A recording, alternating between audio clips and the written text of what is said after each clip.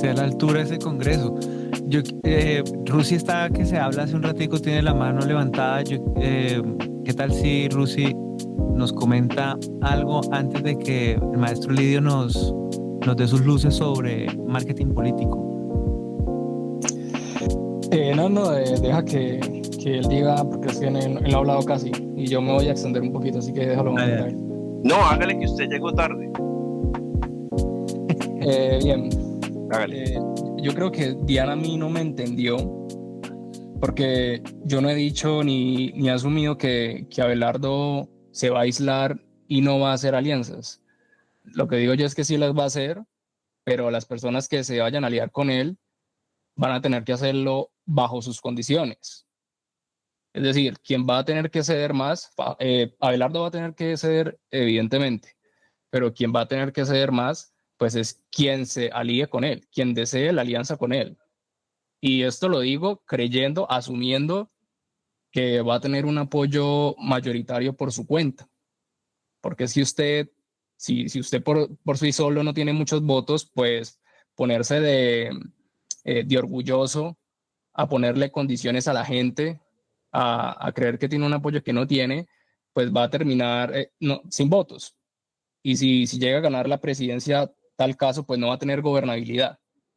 Y ahora y aquí uno, para no extenderme tanto, para cerrar, si es posible el tema, Diana también dice que Milei ganó con el apoyo, por el apoyo de Macri, no con el apoyo de Macri, que evidentemente tuvo apoyo.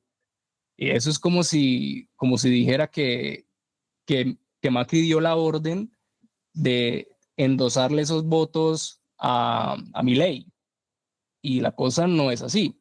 De hecho, Milei en la primera vuelta sacó más votos que Macri. O sea, la tendencia está clara. Esos votos de Macri sí fueron de gente que tenía muchas dudas respecto a Milei, porque es que Milei sí es un tipo que no se cuida mucho en sus formas. No es igual a Abelardo. Insisto en la diferencia clave entre ellos dos. Milei es grosero, que sí da muy buenos argumentos económicos, sí, pero Milei es grosero. Abelardo no es grosero. Abelardo no es Santiago Botero. Digamos que Santiago Botero sí sería la versión de Milei, sí podría hacerse esa comparación entre ellos dos. Pero Abelardo lo que pasa es que es directo y dice lo que muchos estamos pensando.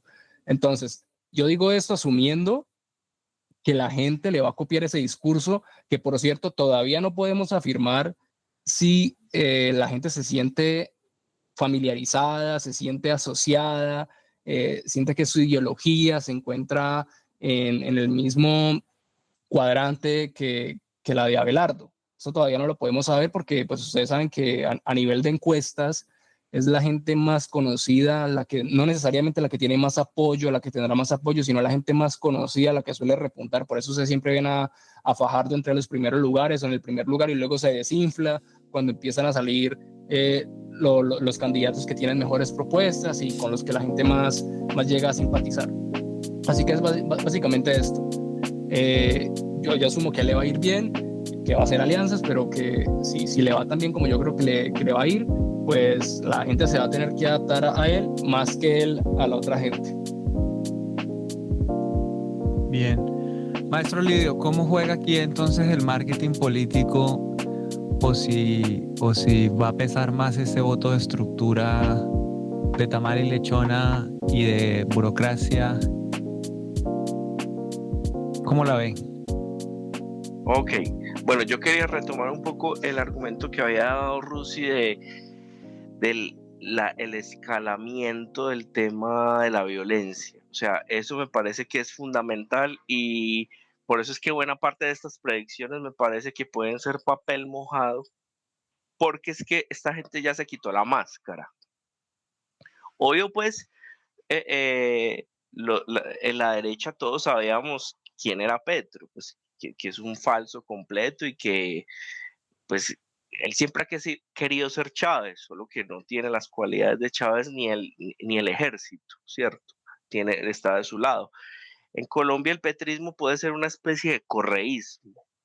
El correísmo en Ecuador fue un chavismo sin el apoyo del ejército, por eso Ecuador no se fue al carajo. En Colombia eso puede pasar, que el petrismo dure un tiempo más porque obviamente robaron mucho y van a tener plata. Daniel Quintero todavía tiene plata de lo que se robó en Medellín. Entonces el petrismo puede durar, digamos, unos 10 añitos de más con todo lo que se robaron, porque se robaron demasiada plata. Entonces puede ser una especie de correísmo en Ecuador, ¿cierto? Entonces, es que el marketing político es ver a los vecinos para no repetir los errores. O sea, son cosas que ya han pasado, pues tampoco es que hay que hablar aquí de publicidad o términos raros en inglés.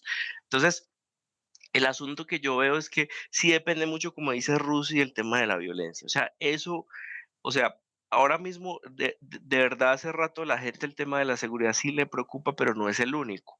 Pero eso puede variar dependiendo de que esta gente de verdad esté decidida a aplazar elecciones, que eso es una posibilidad que, o sea, esta gente está todavía baraja, no tiene muy clara la estrategia o tienen varios planes. O sea, dentro de esos planes está esa tal zona binacional, ya eso es una zona de distensión para los colectivos chavistas, los grupos armados, ahí están haciendo quién sabe qué hace rato. Sí, o sea, y no es solo las FARC, ¿cierto? Para ir conjurando un poco el tema de Santos, es que no es solo las FARC, es que, ¿qué pasa?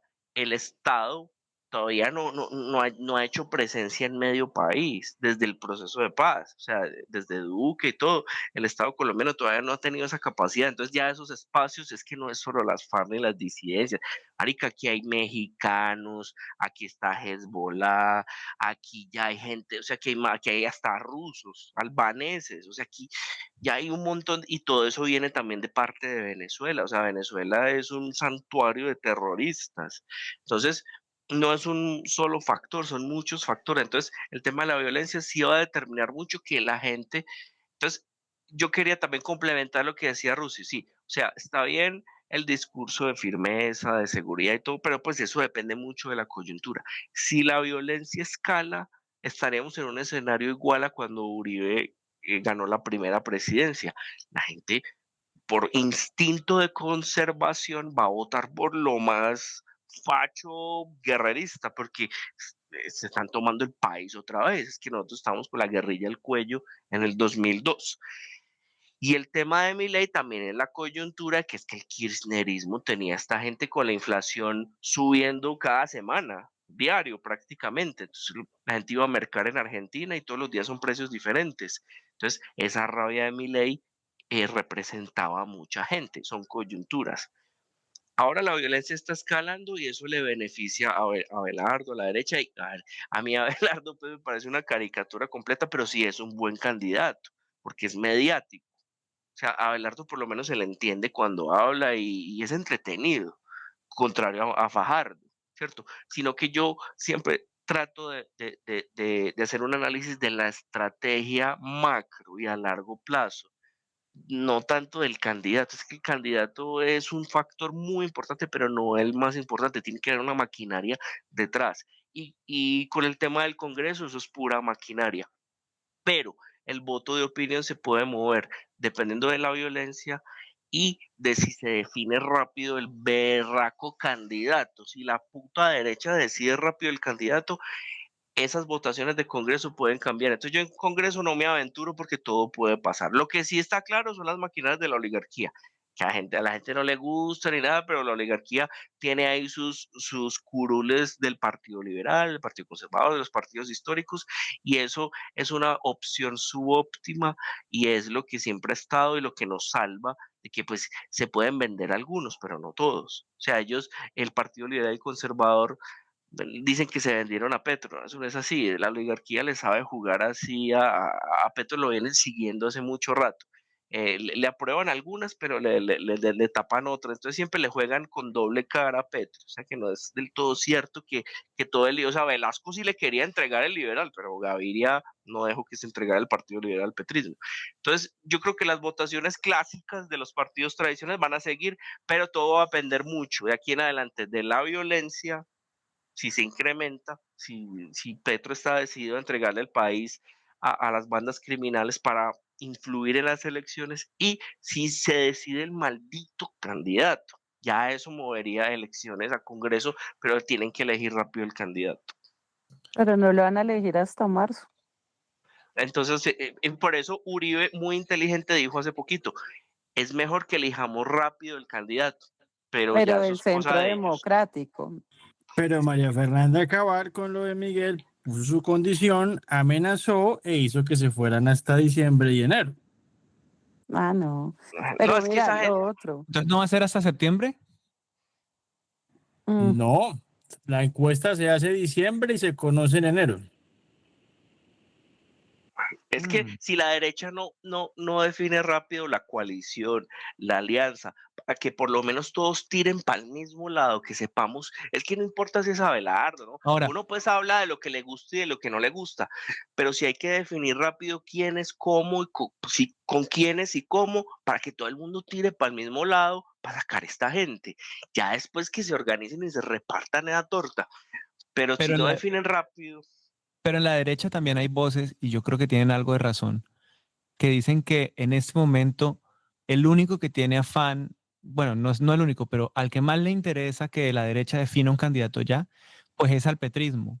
Porque si la derecha define un candidato ya, lo tienen queman. todo el tiempo del mundo para tirarle piedra y quemarlo y joderlo y acabarlo moralmente. Entonces, eso en es ese un cuento de la derecha. Ese argumento yo no sí, estoy de acuerdo y lo vengo negando hace tiempo porque es que no quieren meter plata. ¿Qué pasa? Es que en marketing político, si vamos a volver al marketing político, es que no he hablado bien del caso. Cuando se analiza una campaña presidencial en términos de marketing puro y duro, no son esos cagados 4 meses que hacen campaña. Es que Petro llevaba haciendo campaña política en medios y lo conocían desde el Congreso, desde la alcaldía de Bogotá hasta que llegó a presidente. Van a decirme, pero es que Rodolfo fue un voto castigo, eso son excepcionalidades, eso fue un castigo. Y la derecha no ha asumido bien ese mensaje, que la gente no quería ni a Petro ni a Uribe, eso fue la rebeldía del voto por Rodolfo, y por eso Antioquia no fue a votar a Rodolfo, porque se entendía que era un rechazo a Fico, que es el lado paisa de la derecha. Entonces, ¿qué es lo que pasa en marketing político? No son esos cagados 4 meses que la derecha está creyendo. Ahí es donde se está pecando. Es que se piensa es todo el reconocimiento que ya tiene un político y el trabajo de maquinaria que se ha hecho. Y insisto, esa palabra maquinaria no es mala, es que ese es el trabajo que hay que hacer. Entonces yo lo que digo es que o sea, están pensando es que no exponer el candidato a la elección, es que no quieren meter plata, no quieren organizarse, quieren todo facilito. 3 meses antes, 2 conciertos con Lucas Arnau, unas cachuchitas, una camisetica y musiquita de esperanza, color esperanza y vamos a ganar. No, es que eso tiene que ser ya, dando la pelea desde ya. ¿Cuánto lleva María Corina? ¿Cuánto lleva? Es que esos son trabajos de largo plazo. Ese cuento de que no quieren exponer el candidato es que no quieren meter plata, quieren seguir con las mismas estrategias de antes y ya no, ya es con el chavismo, contra el chavismo. pero es posible salir ya y pelear desde ya contra la chequera de Petro en el gobierno. Pues llevan 200 años de gobiernos de derecha, pues aquí es una parodia, pero pues la derecha tiene que meterse la hijo de puta mano al bolsillo, es que ya todo cambió, eso es lo que no quieren aceptar, es que no son Sí, sí. unas elecciones normales, ya es contra el chavismo. Aquí la estrategia tiene que ser de largo aliento y metiéndole plata y esfuerzo y todos vamos a tener que hacer un esfuerzo extra, pero se tienen que poner de acuerdo, tienen que definir alianzas, tienen que definirse, pero mientras esa leonera, ese gallinero de candidatos ahí peleando, no, nadie sabe. ¿Cómo la ves, Diana? Porque yo he oído ya de boca de varios precandidatos precisamente quejarse de ese tema de los recursos. Eso por un lado. Y por el otro lado está el tema de que la banderita de guerra a muerte sigue elevada. Entonces, también es cierto que las campañas se han impactado en ese sentido. Por ejemplo, del Centro Democrático la gente no volvió a salir y sus congresos y sus reuniones son virtuales, no hay tanta plaza pública. ¿Cómo afectan esos factores allí, el del dinero y la seguridad ya concreta Bastante. frente a los candidatos? Uno, pues la economía del país está golpeada. Y al estar tan golpeada, pues muchos empresarios andan bastante quietos por el momento porque piensan que lo que estaba diciendo Lidio hace un momento, que la campaña empieza en marzo. Sé que hay unos que están jugados, pero pues eso no alcanza. Una campaña es supremamente costosa. Váyanse con quien se vaya, supremamente costosa y necesita una logística. Y el tema de seguridad obviamente influye mucho, pero Hay también lo paréntesis, dije hace unos días. qué pena interrumpirte, mi amor. Solamente quería acotarte esto, que en marketing político también se habla que es que el trabajo de largo plazo es una forma de optimizar recursos precisamente para no tener que sacar tanta plata 3 meses antes. ¿Me hago entender? Claro. Y Entonces, es por que eso es que ese yo insisto trabajo tanto, es, exacto, yo por eso insisto tanto en el trabajo de largo plazo y desde ya, definir desde ya, porque se puede sumar mucha gente voluntaria, todo, pero si nadie sabe si estos carechimbas se la pasan peleando entre todos, entonces que los hinchas de Vicky, los hinchas de, puta, si no definen rápido, no se pueden sumar ese montón de voluntades que quieren oponerse al chavismo. Entonces, y es mucha gente que lo quiere hacer de voluntad, voluntarios, pero pues también se necesita cierta platica desde ya para organizar eso, para no tener que sacar tanta plata 3 meses antes. Me callo. por eso estos los están haciendo por firmas. Es una forma de a largo plazo, pero hay algo que yo también decía hace poco. Por la seguridad, obviamente no se van a hacer tantas reuniones en calle ni presencia en calle. Y es aquí, y es que eso es algo que siempre le hemos dicho. La derecha está muy colgada en redes sociales. Uno entra a TikTok y es impresionante el petrismo ahí comentando hasta en lo más absurdo como Petro te amo, o sea, qué sé yo, un video de perritos y las bodegas comentando. Entonces nos ganan los espacios importantes que es donde la gente común y corriente llega a ver los chismes de actualidad. ¿Por qué? Porque a la gente le gusta el chisme y para eso consume redes sociales. Las redes sociales, por eso Twitter no tiene tanta relevancia en el país porque es más político. Facebook, pues los chismes de la familia y eso que ya se quedó en una generación un poco más arriba de la de nosotros. Y TikTok es lo que hoy está arrasando a todas las edades y es donde la gente llega a informarse, a los chismes, a la coyuntura diaria. Y esta gente del petrismo lo tiene muy claro y allá tienen un trabajo buenísimo. Mientras tanto, nuestro lado, escasos, muy escasos. Y para eso, pues sí, por supuesto, hay que meter presupuesto, para eso hay que meter estrategia. Ahí viene el tema del marketing.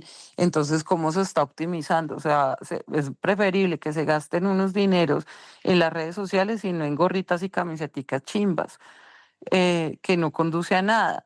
Es preferible contratar influencers que se puedan sentir representados pues por esos candidatos y empezar a hacer la tarea y todos unirse. Pero pues si no salimos de Twitter, muy berraco. Y si no salimos a la calle donde están las bases, más berraco aún. Y acá me regreso un poquitico con lo que algo se estaba hablando hace un poco de la seguridad, sí, ahorita queremos seguridad pura y dura, pero pregúntele a esas bases quién va a mandar a los hijos, al ejército. Hoy en día tenemos una falencia de personas ingresando a las fuerzas públicas, a las fuerzas armadas, porque uno, pues no hay garantía en las fuerzas, están desfinanciadas. Y dos, porque ya los chinos no quieren absolutamente nada, sino hacer TikToks. Entonces, listo, vamos a hacer la guerra pura y dura. ¿Quién va a poner los hijos? Porque es a las bases las que les toca poner los hijos con los chinos prestando servicio militar y toda la vaina. Entonces, acá es que nosotros vemos el espectro muy de nuestro lado porque es natural y es muy natural. Pero cuando uno sale un poquitico más a la periferia, como dice Lidio, y uno escucha a la gente, cuando uno tiene la capacidad de escuchar realmente a la gente, uno dice, espere que lo que uno piensa o lo que con la gente que uno habla, que todos estamos como en el mismo nivel, no es tan cierto todo lo que pensamos o lo que se habla en cierta red social, no es como todo el mundo piensa. Entonces, a las redes sociales es donde toca meterle mucho marketing. los candidatos en general, por lo menos de aquí a diciembre, yo creo que en diciembre se van a bajar muchísimos y quedarán por ahí unos 5 para la consulta. Pero esos 5 que le empiecen a meter desde ya al todo por el todo, por seguridad y porque allá es donde nos gana la narrativa. Por eso un montón de subnormales están diciendo que Miguel no se murió y que estaba en Estados Unidos y que por eso no dejaron ver el cuerpo en el ataúd y un montón de estupideces que la gente lo repite y lo cree. Uno creería que no, pero es real. Entonces, eso es lo que nos falta de este lado. Ahora, diciembre es ya. Ya vamos a entrar a septiembre, diciembre llega inmediatamente. Y eso me lleva a la siguiente pregunta, y es, si estamos entonces en una etapa previa a la de la consulta que por fin define el candidato, y esa etapa previa es la de las consultas internas de los partidos, ¿los partidos están siendo una plataforma necesaria o están siendo más bien un obstáculo? Porque con esta explosión de partidos por causa de una sentencia de la Corte Constitucional que básicamente dice que por comprar una empanada en la cafetería de la CNE te dan una personería jurídica para un partido. Entonces, uno ve ahora entonces unas alianzas insólitas como el Mira con el nuevo liberalismo, como los cristianos pro vida con los liberales socialdemócratas, bacanes pro aborto.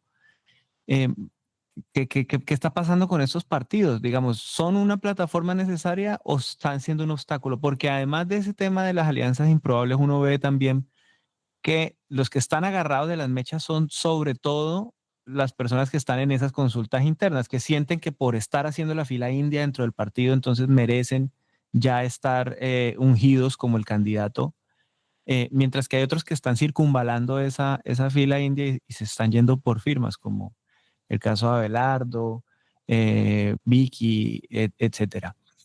¿Son necesarios? ¿Son un obstáculo? ¿Qué dice Andrés? Arranquemos con Andrés en este caso. Pues mira, yo creo que uno de los errores en la última década de los partidos es, como lo mencionaba ahora, que están secuestrados. Y por eso es que han emergido figuras como JP. Por eso hay figuras que terminan yéndose a otras colectividades con mucha menos rosca, con más capacidad de ascenso, sin necesidad de tener que llegar apadrinados por alguien.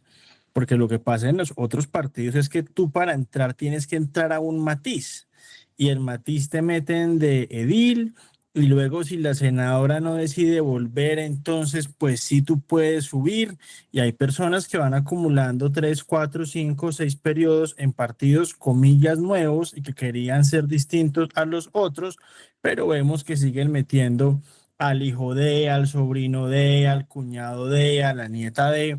Y pues cuando uno está en esa desventaja o cuando tú tampoco tienes o el apellido o tienes 3 alcaldías, 2 gobernaciones detrás tuyo, pues es imposible entrar a una de esas colectividades. Son partidos que están supremamente secuestrados en donde, para ponerlo en cifras claras, a mí me han dicho senadores actuales que la campaña de ellos el próximo año no va a costar menos de 8.000 o 10.000 millones de pesos. La Una pregunta es locura. que el ciudadano del común tiene esa cifra para destinar a una campaña. Fuera de eso, estos movimientos, para contestar más directamente a tu pregunta, lo que han hecho es que siguen divorciados de la realidad del país. El partido Mira, ahora que se las da de oposición, estuvo hasta hace 1 año y medio acompañando al gobierno Petro en todas sus iniciativas. Les tenían en el Ministerio del Interior una carterita muy rica, una teta muy buena y ya estuvieron chupándola.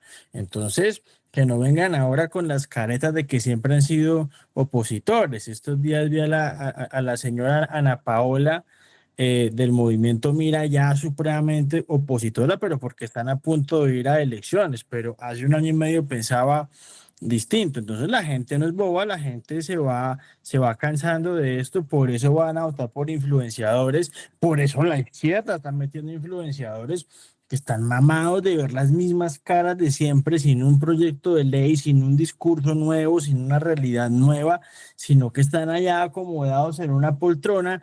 O sea, hay gente hoy que está diciendo, no sé si volver o no volver, porque si voy ya me jubilo.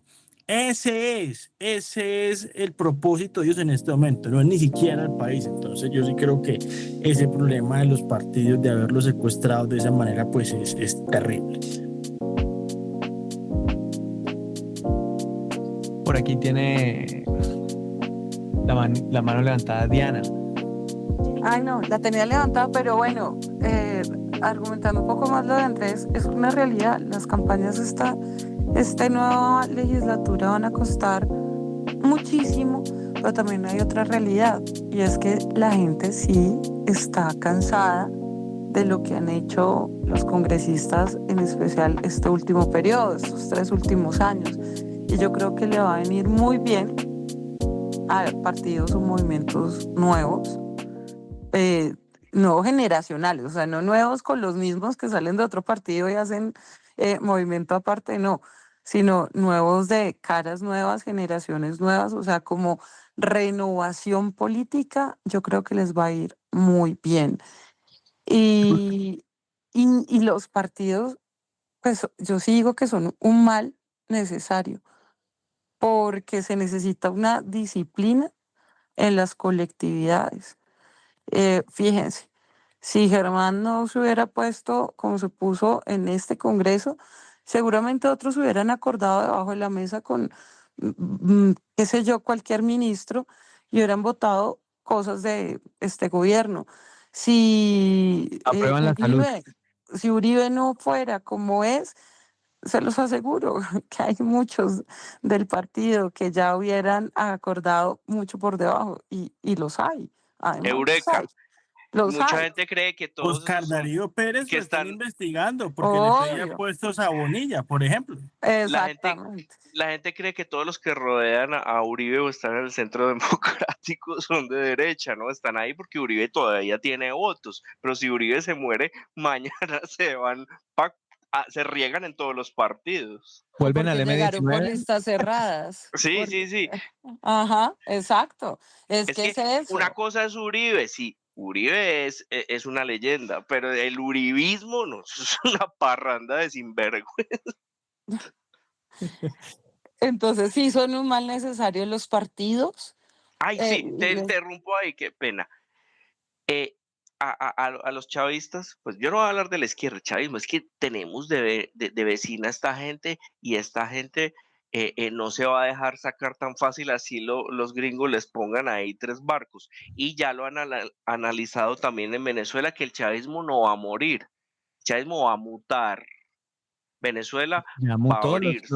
los opositores son todos chavistas y te dicen, no, yo soy chavista, yo no No, soy o sea, madurista. sí, lo que quiero decir es que todo, pues, todo tiene un proceso y con los años las generaciones, pues, van cambiando, ¿cierto? Entonces se mueren los que, la primera generación que votó por Chávez, pues ya se murió, ya hay más jóvenes. Entonces, ¿qué pasa? También hay que pensar el tema generacional. Eso no se tiene mucho en cuenta y en marketing eso es básico. Por eso es que los petristas o el chavismo, digamos, el chavismo, es que esa gente es chavista, quieren reunificar esta vuelta, creen lo mismo, es que ellos son muy unidos. El Son tema el del foro de chavismo. Sao Paulo es real.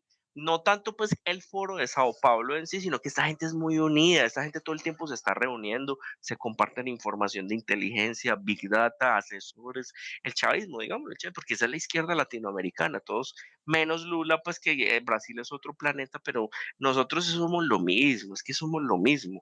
El que diga que el chavismo, pues es porque usted cree que vive en otro continente, es que esto es lo que está aquí en Ecuador y en Venezuela y somos eso. Entonces, ¿qué pasa? Ellos con el tema de la generación, por eso le pegan tanto a TikTok, porque ellos saben, y todo ese montón de influencers y de peladitos, porque saben que le están apelando a la nueva generación, ¿cierto? En el tema de marketing, la derecha también está apelando siempre a los mismos viejitos. Otra cosa en marketing político que la derecha no hace, eh, es muy mala estrategia dejarse amedrentar y meterse miedo por el atentado de Miguel Uribe. Eso es lo que ellos quieren. Y las campañas no pueden ser solo de redes sociales. Eso hay que aprender a la izquierda la combinación de formas de lucha. La unidad de grupo es muy importante. La unidad de grupo es la estrategia de Alcohólicos Anónimos, de los Boy Scouts, de Herbalife y de las iglesias protestantes. La unidad de grupo, las marchas, y que las marchas no sean solo de luto. La izquierda, la derecha solo sale a llorar, a llorar, a llorar, a llorar. Y eso no vende, jueputa. Tienen que, sí, hay que hacer el duelo por Miguel Uribe, pero ya la derecha tiene que salir a marchar, es a proponerle un futuro al país. O sea, y alegría, y que le tienen que meter alegría a esa mierda. O sea, sí, Uribe en un cementerio. O sea, de verdad la estrategia de la derecha va a ser un luto, un cementerio, un mártir. O sea, eso es muy útil en alguna parte, pero de resto, o sea, la campaña no puede ser un luto, un Pero velorio. vos te imaginas las marchas así de la derecha con batucada, tambores, Es que eso es lo que tienen que hacer, porque es que la izquierda marihuana? tiene a todos los peladitos, la derecha sigue con los viejitos, apelando a los viejitos. Ay, yo estoy diciendo de todos los errores que ya cometió la derecha venezolana y los que estamos Mm. cometiendo igualmente aquí. Es que hay Tienen una, que renovarse, es que no se quieren renovar, quieren yo seguir con alguna, la misma rosca, Lidio, no que... Lidio, y le voy a decir una vaina, qué pena que lo interrumpa, ¿sabe? Lo que dice todos los libros y periodistas y gente en Venezuela, y uno de los mayores errores, el empresariado. Y eso mismo lo tenemos acá, ese empresariado que Ay, no, aquí es pecado Con decirle Petro algo. acordamos, acabamos, y sí. muchos han acordado y lo volverían a hacer ahora. Y entonces prefirieron cuidar ahí sus monopolios, como tú lo decías, su arancel, su negocio, sentarse con Petro, pero que no los toquen a ellos, pero negociando el país. Y en Venezuela No, pasó eso y en Colombia está pasando eso.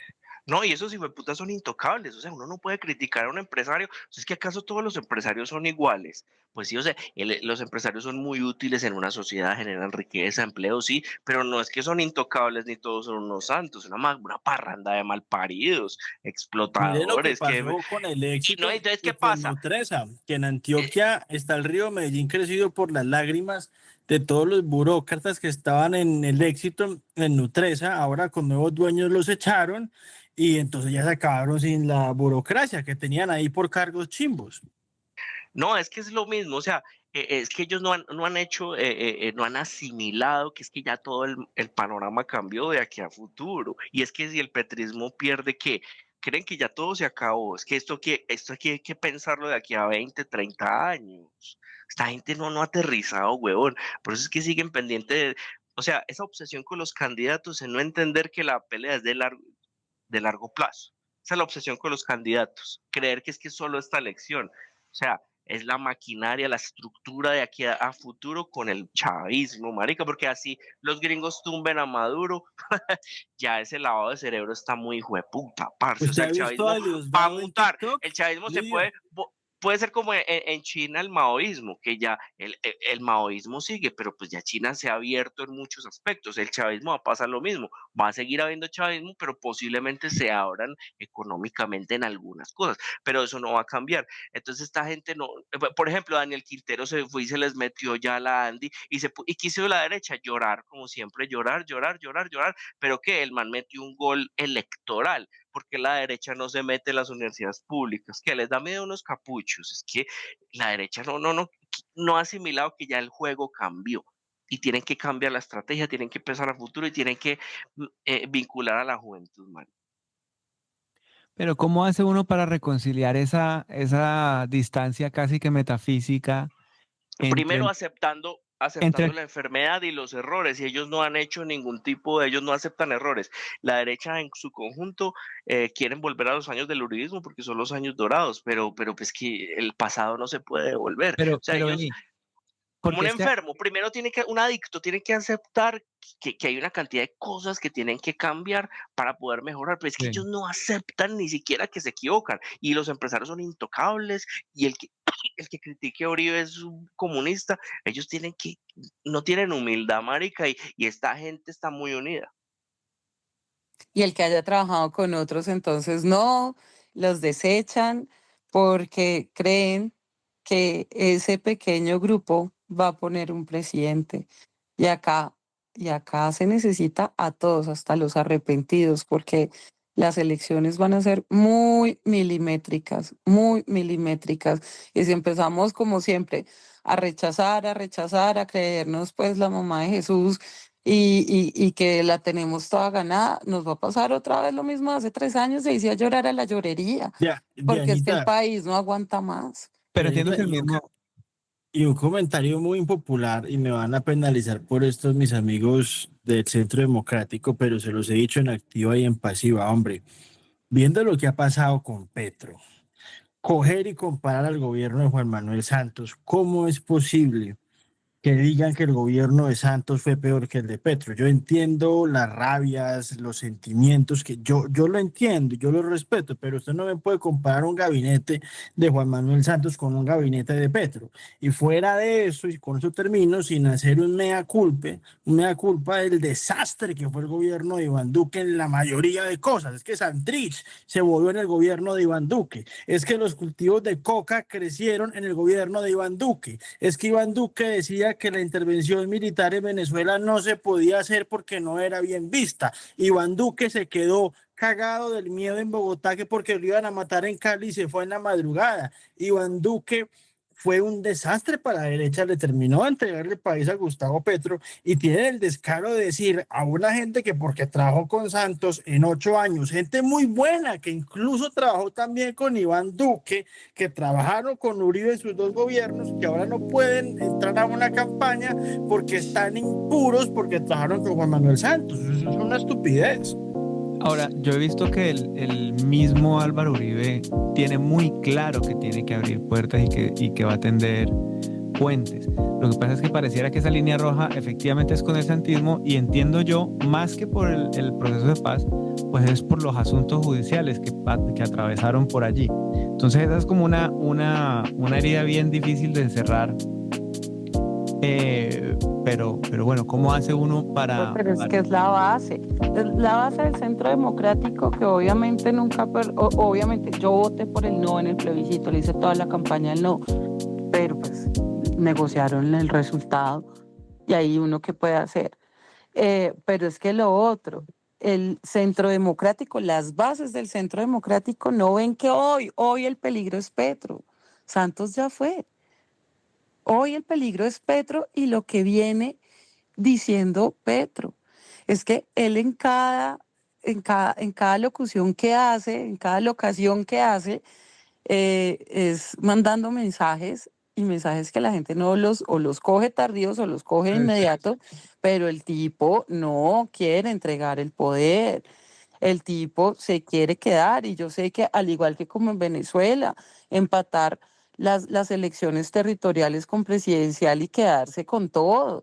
Es que, y esta gente no está pensando acá el 26, ellos saben que probablemente el 26 no van a quedar, pero ellos saben que el que Ese va a es el quedar punto, mi es amor. tan malo, porque Ese es el si punto. escogemos a un huevón que no tenga experiencia, que se la va a Ese es el montar punto. las guerrillas y primera línea, el que se elija el 7 Eh, de agosto, el 1 de noviembre ya tiene un paro, ni el hijo de puta en el país. El cálculo de ellos es que lo más seguro es que no ganen aquí, pero van a volver. Y la Mira, derecha no ha ellos, pensado eso, no exacto. han pensado a largo plazo. Ellos están pensando en una campaña de 3 cagados meses para seguir igual a como han gobernado siempre. No, pero yo sí Todo creo que cambió. sí Y lo han en el pensado. 30 no Ahora, se van a ir, te yo, lo digo. Es que si yo, elegimos ahorita un mal presidente, es que de acuerdo, de ese es acuerdo. mi llamado y ese es mi miedo mayor. Pero Yo entonces, mire sé que para que mí, la izquierda no va a ganar ahorita, pero yo sé que si elegimos otro huevón como Duque, llega la 30, en el 30 la izquierda súper recargada y te digo que ahí sí va a sacar adelante su constituyente y ahí sí es que no se van a volver a bajar en muchísimos años. pero Ese entonces, es el miedo. pero entonces mire lo siguiente. Yo sí creo que la derecha sí tiene eso claro. Y más bien a mí hacia donde me lleva ese punto que usted señala muy, muy claro, es que ese riesgo se corre sobre todo con los tibios, con el centro político. ¿Por qué? Porque ese centro político es elegido no con los votos de de la centroderecha, sino con los votos del petrismo. Ese centro político no tiene nada que pescar al lado de Abelardo, ni de María Fernanda Cabal, ni de ninguno de ellos. El centro, digamos, Claudia López, por ejemplo. Claudia López es la típica que llegará con los votos del petrismo si llega a llegar, y son los mismos votos del petrismo los que les van a hacer el paro. Y es ella misma la que con su filosofía de no, de mis muchachos, de yo los protejo y los entiendo, etcétera, la que no va a tener los pantalones necesarios para enfrentar pues esa toma guerrillera que sería propiciada por sus mismos votantes. Es por allí donde yo veo el peligro. Pero es Ahora, que tú cómo evitas eso, tú cómo evitas esa primera línea y la indignación que tuvimos en el 2019 y en el 2021, que el presidente que quede, que tiene que conocer esta vaina, no solo Carreta, porque Carreta me la he hecho yo mejor que todos, cualquiera ha hecho un carretazo de lo lógico, es que tiene que conocer y lo primero que tiene que erradicar son proyectos de ley precisamente para todas esas bases y quitarle el discurso a la izquierda de vea. Ustedes fueron presidente, no hicieron nada por ustedes, vea, acá está, proyecto de ley, decretazos, lo que sea. Y para eso el presidente que llegue tiene que tener muy buenas relaciones con la actual Corte Constitucional. Fíjense, este miércoles se elige nuevo magistrado de la Corte Constitucional y está entre el de Petro y el que no es de Petro, que es Camargo, ex defensor del pueblo. Y todos ahora, tenemos que estar ahí full pendientes. Entonces, el nuevo presidente que llegue tiene que tener buena relación con las cortes para que no le tumben los decretazos. Tiene que conocer el manejo del Congreso, porque es que allá es donde están los tigres de verdad. Allá es donde están los tigres de verdad y eso tiene un manejo muy particular, que se los digo yo.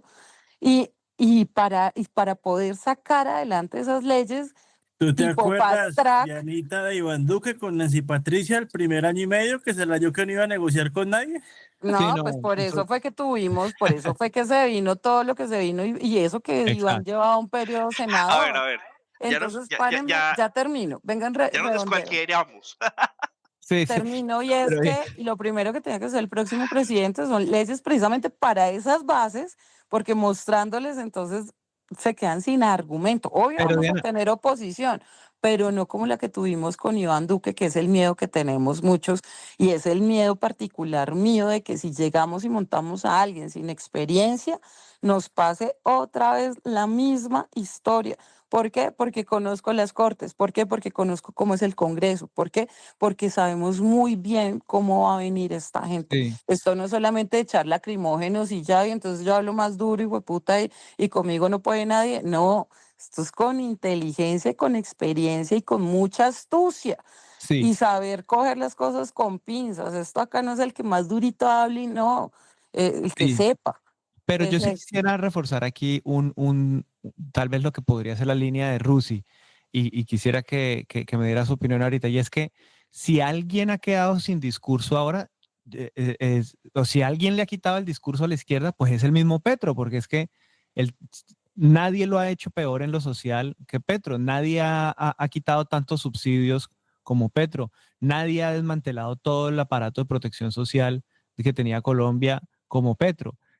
Nadie ha subido tanto la gasolina, nadie ha quitado los subsidios a la energía, al gas, nadie ha hecho colapsar el sistema de salud de esta manera. Entonces, digamos, tal vez de repente sí puede cuajar alguien que hable bien duro y putea a todos los zurdos que ahora sí quieren salir a protestar, mientras que a Petro no le protestaron ni una sola vez cuando eliminó los subsidios a la tasa de interés del ICETEX, cuando lo puso a quebrarse más o menos, subió las cuotas del ICETEX, en fin, digamos que eh, pareciera que Rusia ahí sí puede tener algo de razón en que tal vez lo que hay que hacer es hablar duro y poner de manera explícita esa hipocresía de esa zurda que sale a protestar de manera pues paga, ¿no? ¿Cómo la ve Rusia?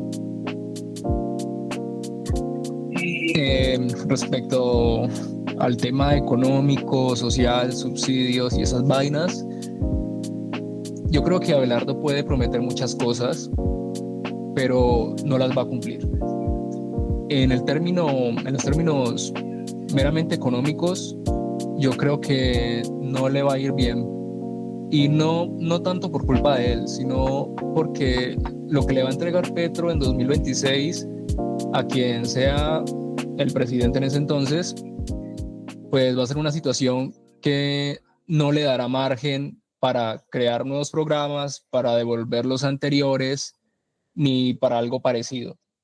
El endeudamiento es muy alto, el déficit es muy alto y no creo siquiera que vaya a ser el recorte que está diciendo del 40% del Estado y esas cosas. La situación económica, financiera sobre todo, siendo más específico, la situación financiera de Colombia no le va a dar a ningún presidente para crear nuevas cosas. Pero entonces no habría que hacer lo que dice Diana, digamos, sería darse un tiro en el pie, hacer lo que dice Diana de revivir los programas sociales. Más bien, si uno va Él a puede, meter proyectos de ley es para hacer permanente la peluqueada que ha hecho el mismísimo Petro. Y cuando algún sindicato exactamente, venga a reclamar, decimos, pero si es que su presidente en el cuatrienio pasado fue el que quitó todos los exactamente. programas. Mira, esa es la vaina, que Petro ya hizo cosas que solo podía hacer Petro.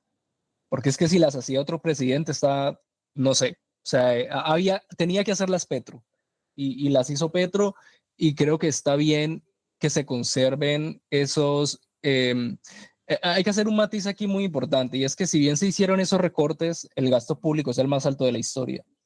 Así que aquí no ha habido una austeridad. Lo que ha habido es un recorte de unos subsidios que había y unas transferencias que había en gobiernos anteriores Para que usarlos ahora en están campaña. siendo, sí, que ahora están siendo redirigidas. No es que se haya eliminado ese gasto, están siendo redirigidas a hacer campaña, como ya se ha denunciado, como por ejemplo esta periodista Paola Herrera denunció y por el acoso tuvo que dejar el periodismo. Entonces, en términos económicos, yo creo que la situación no va a cambiar. Él puede prometer muchas cosas, pero es que no le va a dar. Y creo que la estrategia iba a ser, oigan, pero esto lo hizo el que estuvo aquí. A mí ya no me pueden reprochar. Entonces, ahí va a estar legitimado totalmente para responderles con tres piedras en la mano si salen a protestar. El foco debe ser la seguridad. O sea, para mí, o sea, que hablen de otra cosa, o sea, si Abelardo dice que va a bajar impuestos, que los va a subir, que va a crear esto y lo otro, yo no le creo nada de eso. Yo ya lo he escuchado hablar de economía y el tipo realmente no sabe de qué está hablando. Pero en el tema de seguridad, creo que sí tiene mucho margen y es ahí donde se va a tener que agarrar y no estoy deseando que la situación de seguridad empeore. Cuando ocurrió el atentado en Cali, bueno, yo ya salía preocupado a la calle, ahora imagínense con el riesgo de que uno se cruce, o sea, ni siquiera que el atentado sea para uno, sino que uno se cruce en medio de un atentado, pues es una vaina que a uno lo preocupa. Yo no quiero que eso ocurra, pero lo que sucede es que ese es el desarrollo natural de la política de seguridad de Petro. Es que uno no puede esperar otra cosa que es que ocurran esos atentados y que se acrecienten en el tiempo. Es lo natural, es lo que se espera. Entonces, es eso, en economía, ahí está la excusa política de que Petro lo hizo y no hay margen para hacer más, y el foco debe ser la seguridad, y yo creo que eso lo ha entendido muy bien Abelardo. Lidio, ¿se le puede hacer un judo al chavismo con los recortes que ellos han hecho para lograr alguna austeridad más adelante o eso va a salir mal de cualquier forma?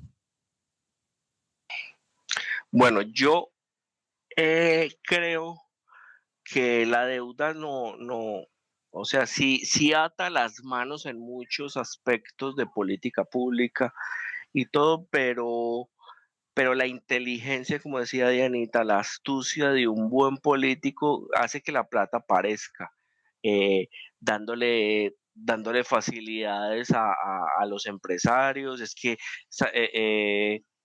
San Andrés y Providencia tendría que ser un paraíso fiscal hace rato. Los impuestos de la marihuana, ya Estados Unidos le está sacando millones de dólares a los impuestos de la marihuana. La prostitución en Medellín, o sea, hay plata por todas partes. Los llanos orientales está para ofrecerle eso a los chinos. O sea, el embajador de China todos los días le dice al gobierno colombiano, al Estado colombiano, píntemelas que yo se las coloreo. O sea, no es como antes, o sea, la voluntad política, ahora sí, o sea, siempre se decía, no, no basta la voluntad política porque no hay plata, no, ahora hay plata, hay mucha, y China tiene mucha, y no necesariamente hay que entregarle el país a China, como dicen pues los pitiyanquis. Se puede tener buenas relaciones con Estados Unidos y con China, como hace Israel. Israel es el hijo de Estados Unidos, el hijo más adelantado de Estados Unidos, pero Israel tiene un montón, no, de negocios con China, pero aquí la derechita piti yankee, aquí no, que China es comunista. Es que, parce, aquí esta gente está muy atrasada. Yo lo que estoy viendo es que esto se está alargando mucho y quería ir cerrando ya. Yo ya no tengo más tema que hablar y no me voy a poner a inventar. Lo último que yo quería era picarle la lengua a Andrés Gaviria, que por eso lo invité. Ya aquí sí entro en el terreno del chisme. El 90% de las mongorespuestas de política que yo recibo en Twitter son de paisas. O sea, realmente el paisa tiene un problema para entender la política más allá del uribismo. O sea, uno entiende que la costa es naturalmente mamerta, pero es un mamertismo caribeño de resentimiento hacia la oligarquía, como lo pueden tener los chocuanos, en buena parte Cali, que tiene mucha inmigración afro, pues es esa izquierda del valle, que es esa inmigración del Pacífico, ese resentimiento hacia el centro, ¿cierto? Bogotá es muy variopinta, no es mamerta como mucha gente en Antioquia cree, ¿no? Bogotá es muy variopinta porque está el país entero allá, hay todas las tendencias políticas, pero yo sí quería pues más o menos como ir cerrando con esto y picarle la lengua a Andrés de que él nos dé el diagnóstico de cuál es el gran problema de Antioquia para entender a Bogotá y sus relaciones con Bogotá y ahora con esta locurita de Antioquia Federal, viendo que ya en la Constitución está la descentralización es buena y está ya consignada en la Constitución, pero Antioquia realmente ahora con el tema de si Antioquia Federal, o sea, se están reviviendo esos viejos fantasmas de que es que el país tiene serios problemas de entender la política más allá del uribismo. Entonces yo quería que él nos explique su visión. Lidio, gracias. Pues mire, la segunda ruta con más frecuencias en el mundo aérea es Medellín-Bogotá, Bogotá-Medellín. Los paisas prácticamente mantenemos una aerolínea, casi 50 vuelos diarios. Y a mí mis amigos bogotanos me dicen, oiga, ustedes son los únicos del país que vienen acá y apenas llegan se quieren devolver. O sea, la mayoría de paisas que van a Bogotá se devuelven el mismo día. Y eso se los cuento porque la dependencia de Bogotá para muchísimos trámites, para muchísimas decisiones, para la influencia, para la regulación, para las relaciones públicas, las relaciones de gobierno y empresa privada, pasan, se quiera o no se quiera, por Bogotá. Digamos, las empresas que tenemos en Medellín son empresas muy respetables, muy buenas, muy decentes, pero son empresas que llevan acá 50, 70 años y no tenemos pues una nueva hace muchísimo tiempo, por lo menos una nueva que sea simbólica, que sea gigante. Y por el contrario, las que tenemos las han ido comprando. Ya les contaba a ustedes lo de Nutresa y lo del Éxito. Ahora bien, en Bogotá reposa realmente el poder empresarial, el poder gremial, el poder político, y eso termina generando unas diferencias muy grandes, pues una sana o a veces muy nociva rencilla entre las dos regiones. Lo recordamos en Medellín hasta hace poco éramos, es que tuvimos metro de primeros, es que nosotros, y ya Bogotá va para la segunda línea y va a tener un metro muchísimo mejor que Medellín. En Medellín nos quedamos viviendo el cuento de que fuimos los primeros en tener un metro y ahí nos quedamos. Y segundo, la diferencia de las élites, del pensamiento. En Bogotá hay unas élites que no se han tragado muchas figuras políticas que han emergido en Antioquia. En el caso de Uribe, se tragó un sapo gigante y se le recibió, pero no se le recibió como se le quería recibir. Y el mismo Uribe lo decía en sus discursos, decía en esos cócteles bogotanos donde a mí no me gusta ir, muy parecido incluso a lo de Petro, y los acusaba de lagartos y de melifluos y de falsos. Y Uribe siempre vio en esa élite, digamos, de Bogotá que la asemeja mucho con Santos, pues como un grupo de personas que no comulgaban o simplemente pues no eran de buena entraña para él. Y viceversa. En el caso de Bogotá, pues para hablarlo con nombres propios, ¿qué pasó con Federico Gutiérrez hace 4 años? Federico Gutiérrez, cuando sale de Medellín a hacer campaña presidencial, monta una campaña nacional con un equipo de paisas y paisas en Bogotá. Y sale Federico en los debates a hablar y la gente en Bogotá pues se da cuenta de quién es inteligente y quién no. Quién tiene la profundidad de una pecera y quién es realmente inteligente. Y todo lo de Federico se derrumbó absolutamente porque se dio cuenta que Federico no tiene la capacidad intelectual de abordar una campaña presidencial. Entonces, ahí está la diferencia entre los perfiles que tiene una Bogotá. Tú ves hoy un Carlos Fernando Galán, que a mí no me gustaba mucho, y en el 2030 Carlos Fernando Galán se come vivo a Federico Gutiérrez en un debate presidencial, porque se lo come vivo, se lo come entero. El mismo Alejandro Eder. Entonces, tú ves que Bogotá congenia más fácil con la costa, y tú lo has dicho, Lidio, es que el costeño le arma la parranda al rolo y el rolo al costeño. Tienen muchísima mejor relación que con los países. Y pasa igual en el tema empresarial. El tema empresarial es, el paisa siempre es el que te hace 50 reuniones, me cuentan los políticos, para darte un cheque de 5 millones posfechado y luego te exige como si te hubiera dado 5.000 millones de pesos.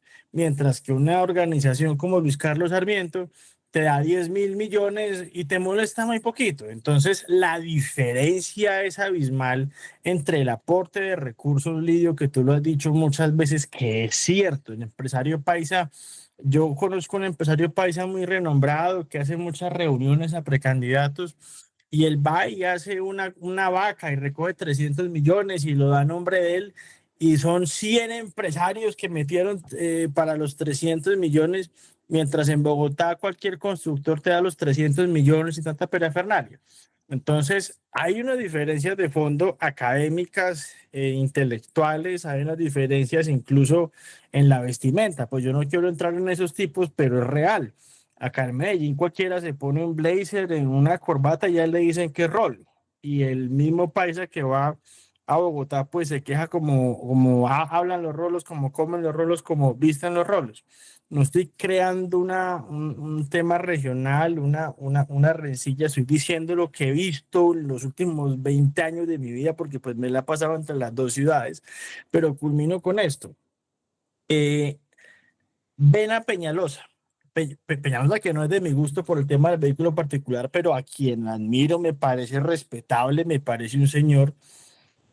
Traer a Peñalosa, traer a Mauricio Cárdenas, traer a gente de Bogotá a Medellín, lo primero que te dicen es, uy, no, ese rolo, uy, no. O sea, siempre es el tema de ese rolo.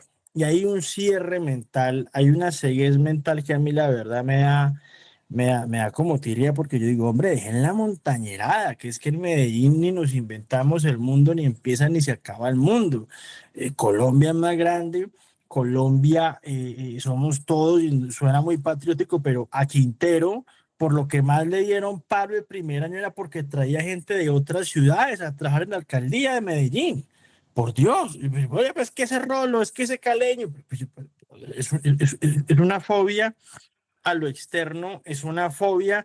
Lidio lo ha dicho, queríamos internacionalizarlos y llegan 30 gringos y ya gringos go home, porque nos están acabando la ciudad. Entonces es como que estuviéramos secuestrando el pequeño terruño, el pequeño feudo, nos alejamos completamente del desarrollo del país. Y usted ve los de Manizales, por ejemplo, es lo mismo. Entonces los de Manizales, pues que son de mejor familia que los de Medellín, pues a veces también tocan rencillas entre Medellín y entre Manizales. Entonces acá los que generamos una antipatía ante todo el país somos los paisas, y lamentablemente nos hemos creído el cuento de que somos los mejores, de que somos los árabes de Colombia, pero cada vez nos estamos quedando muchísimo Los más atrás. los argentinos Peor, de Colombia. Y imagínense. viendo que Gilinski ya le dio el puntillazo, hablando aquí en términos taurinos que le gusta a Dianita, ya el GEA es un mito. O sea, marica, increíblemente que ya el mito paisa terminó con el GEA Gilinski ya es cuestión de tiempo que se lo termine de tragar, y con el metro de Bogotá, entonces, ¿qué va a proponer Antioquia? Y en buena parte eso es lo que se refleja en el Centro Democrático, que es el bastión de votación de Antioquia, que es que esa antioqueñidad de la derecha, o sea, tiene un montón de taras mentales que no permiten la unión.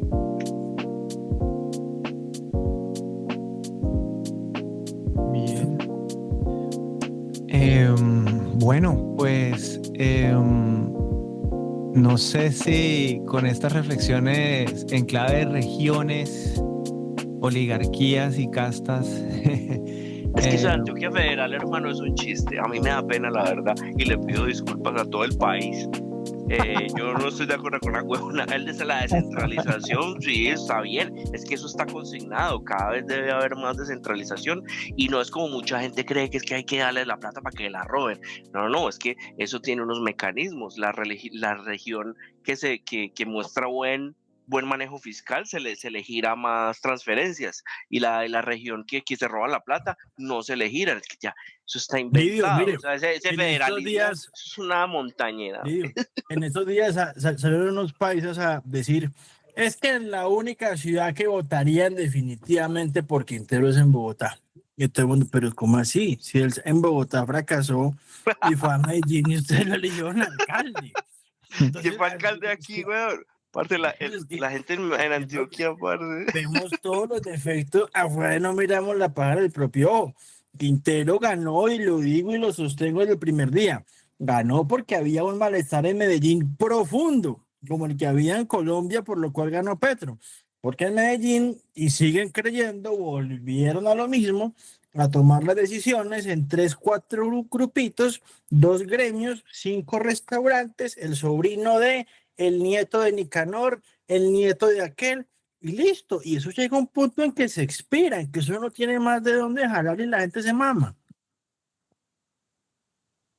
Bien, yo frente al tema de descentralización les recomiendo una ponencia que hizo Luis Fernando Mejía de Fedesarrollo en el conversatorio de la semana pasada de la Corte Constitucional. Estuvo bien interesante, una propuesta muy sólida sobre cómo se podría descentralizar verdaderamente el país, siendo fiscalmente responsables, teniendo en cuenta las fortalezas institucionales de cada región, etcétera. Pero esto, digamos, como para tratar de no dejar precisamente el tema solo en clave de regionalismos, sino más bien en clave de regiones y de fortalezas. Pero muy chévere. No sé si alguien más tenga algún datico que quiera compartir, una reflexión. Yo ya no tengo más que decir. Bueno, pues yo creo que ha estado bien interesante. Yo creo que con eso podemos dejarlo por acá y esperamos hacer una entrega mucho más pronto de lo que nos tomó hacer esta otra. No, podemos partir esta en 2 programas. También. Y bueno, les quiero agradecer también por la invitación, la oportunidad de moderar, de opinar, de estar compartiendo con ustedes en Tres de Picas. Bueno, a todos los que nos escuchan, súper pendientes porque este está largo, pero está muy interesante. No solo se habla de Congreso presidencial, regiones, regionalismos, pero todos con un sentido en común, y es sacar el país adelante y tener la suficiente autocrítica para reconocer nuestros errores, pero también que es momento de corregirlos si queremos realmente recuperar nuevamente el país. Entonces, gracias a todos por la invitación. Gracias. Muchísimas gracias. Dilo tú, Andrés, luego yo. No, qué pena. Gracias a todos ustedes por la invitación, a los que nos van a escuchar. Ojalá que lo disfruten y que propongan temas para que el maestro Lidio y Andrés coordinen próximas agendas. Oiga, gracias. Gracias a todos por estar aquí, especialmente a Andrés, que aceptó la invitación. Y pues nada, no, fue una conversación muy buena, me gustó. Creo que sirvió tener un moderador, la diferencia se nota, hay un orden y quedó espectacular, la verdad. Muchas gracias. Qué bueno, Chao. gracias. Gracias ahí, un abrazo y estamos atentos. Chao.